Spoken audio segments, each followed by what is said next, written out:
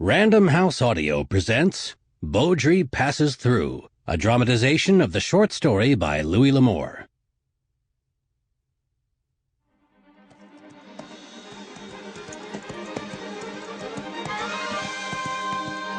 It was late afternoon, and shadows were already growing long when Ranger Chick Bowdrie rode out to the town of Mesquite.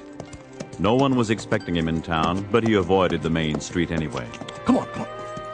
With scarcely a glance at the place, he headed the Strawberry Roan north towards one of the isolated ranches that lay on the outskirts of the settlement. Dust rose in tiny clouds beneath the horse's hooves as Bowdrie rode up to the cabin. Nothing stirred. No smoke rose from the chimney. No sound came from the barn. A small but new-looking buckboard stood idle in the yard. The ranger drew up at the gate at some distance from the cabin, as if in answer to some unspoken command. Chick Bowdrie had lived this long because he knew where to stop. There was no reason to question the authority of the .50 caliber sharps resting against the door jamb. Hold it right there, mister! The voice behind the sharps was young, but it had a ring of authority. Bowdrie knew that gun didn't need a grown man to pull its trigger. I didn't know anybody was home. I'm looking for Josh Pettibone. He ain't here. Might as well rest that rifle, boy. I'm not hunting trouble. There was no response from the house, and the gun muzzle did not waver. Chick found the black opening of the muzzle singularly unattractive, but he found himself admiring the resolve of whoever was behind it. Where's Josh? They done took him off. Who took him off? The law came and fetched him. What would the law want Josh Pettibone for? Still, the gun barrel pointed at Bowdrie. You mean you don't know? Who are you? He wrote to me saying he expected trouble. He didn't say what kind. You better put down that rifle, boy, and talk to me. I'm no enemy of your pa's. After a moment of hesitation, the barrel of the gun lowered and the boy stepped out. He wore a six-shooter thrust into his waistband. He was tow-headed and wore a shirt that had obviously belonged to his father. He was probably as old as 12 and very thin. The boy walked slowly, distrustfully to the gate. He made no move to open it. The name's Bowdrie, Chick Bowdrie. I happen to be out this way. Thought I'd look in and see how things are going. What did the law want with your pa? Something about him poisoning a horse of Nero Tatum's. Nero Tatum of the Tall T? That's right. He's the biggest rancher in these parts. What he says is as good as law. I heard about your pa's run-in with Bugs Tatum. That's Nero's brother, right? Tell me, did your pa poison that horse of Tatum's? Of course not. My pa would never poison an animal. I don't believe he would. Why don't you tell me about it? Nero Tatum, he hates Pa. He's always hated Pa. He tried to chase Pa off this place 2 or 3 times, saying he didn't want no jailbirds nesting this close to him. He's tried everything. When the boy said Started off jailbirds, easy enough, he but had looked Pa wouldn't quickly have at Bowdrie anything for to his do with reaction. Tatum's, Chick especially studied after the boy. business with Bugs a while back. Go on. You're telling it just fine. Then, Pa bought that Hereford bull from Pete Swager. Pete knew Nero wanted it too, but he owed my pa a favor, so he let him have it for a good price. I heard about that favor. Pete Swager was down in San Antonio when he came down sick. Pa did all the work on his ranch, nursed his wife and boy through the smallpox too while he was at it. It was no small thing. I know Pete isn't the kind to forget it. Well, Tatum had really wanted that Swager bull. He'd offered big money for it. But Pete's mind was made up. He wouldn't budge. Told Nero Tatum as much. That made Tatum madder than ever. When his mare died, he accused Pa of poisoning her. What have they got for evidence? They found the mare close to our fence line. She was dying when they found her, frothing at the mouth and kicking something awful. That's not a whole lot to go on. When she died, Nero accused Pa. False deal, he claims he saw Pa give poison to the mare. You take it easy, boy. Now, we've got to think about this. You got any coffee inside? No, there's nothing in here to eat, stranger. You better ride on into Mesquite. Would it be all right if I use your fire, son? I've got a mite of grub here and some coffee. I'm hungry. Besides, it might be better for your pa if nobody saw me in town right now. Reluctantly, and with many a glance at Bowdrie, the boy opened the gate. He stared at the roan. That sure is a nice roan horse you got there, mister. I'll bet he's plenty fast. Like a jackrabbit. He can keep it up for miles. Never seems to tire.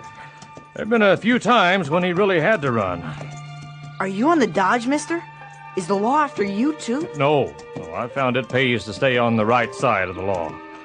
few years back, I had a run-in with some pretty tough people, though, and for a spell, it was like being on the dodge. So you know what it's like? To be an outlaw? And nothing romantic about it, son. Just trouble and more trouble. I bet I could handle it. My pa's taught me how to shoot, and how to ride real good, too. If I had a horse like yours, mister, why, nobody'd ever catch me. The trouble with being an outlaw, or any kind of criminal, is the company you have to keep. You can't trust anybody, even the people you ride with. Maybe that's why so many outlaws ride alone. You're always afraid somebody will recognize you. You don't have any real friends, for fear they might turn you in or rob you themselves. But I'm not going to rob you, so let's go in and see about that chow, okay? As they neared the house, Chick heard a slight stir of movement within, and when he entered, the flimsy curtain hanging over the door to the back room was still moving slightly. It was growing dark, so Chick took the chimney from a coal lamp and lighted the wick, replacing the chimney. You can tell your sister to come out. I won't bother her. She might like to eat, too. Hesitantly, a girl came from behind the curtain. She might have been 16, with the same large, wistful eyes the boy had, and the same too thin face, but she was pretty. Chick smiled at her. How do you know I had a sister, huh, mister? Josh told me.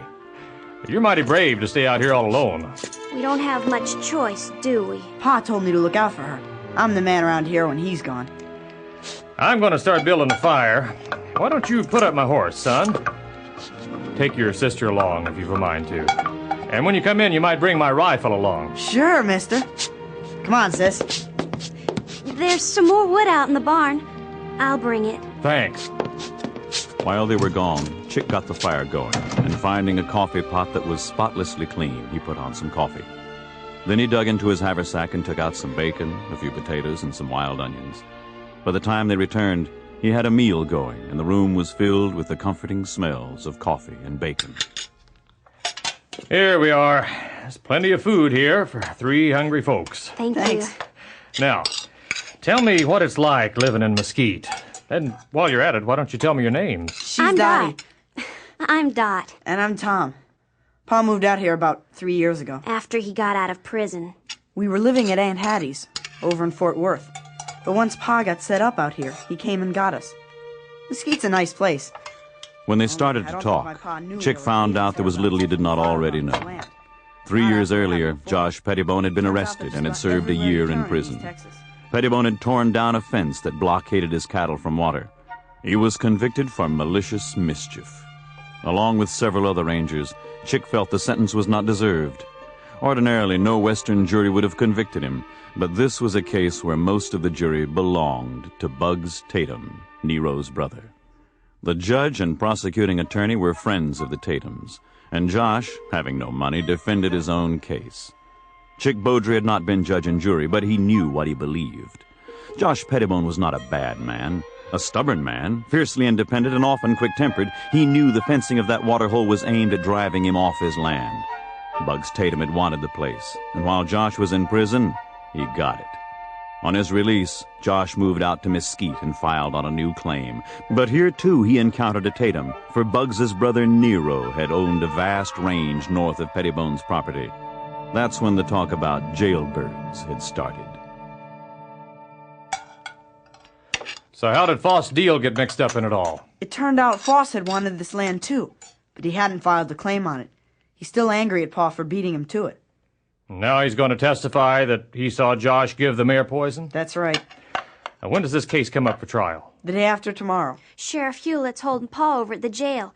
Said they wouldn't trust him to stay here on account of his record of convictions. He was only arrested once. Well, that still makes him a criminal, doesn't it? Yeah, well, so what? Now, whatever your pa did or didn't do, you kids have got to stick together. Josh is a good man. And besides, there's just no use in arguing among yourselves. Do you think they'll send him away again? I don't know about that, Dottie. Depends on whether we can prove they're wrong. I don't think he's guilty any more than he was the last time. He's got some powerful people mad at him, though. Tatums usually hold their trials over at the old dance hall. All right, Tom. Tomorrow you and your sister get your best clothes all cleaned up and get that buckboard out there ready. And when the time comes, we'll go to that trial together. Maybe we can help your pa. Really? What are we going to do? Well, Tom, do you know where that mare was when she up and died like that? Why, sure. She's still there, too. Good. Sample complete. Ready to continue?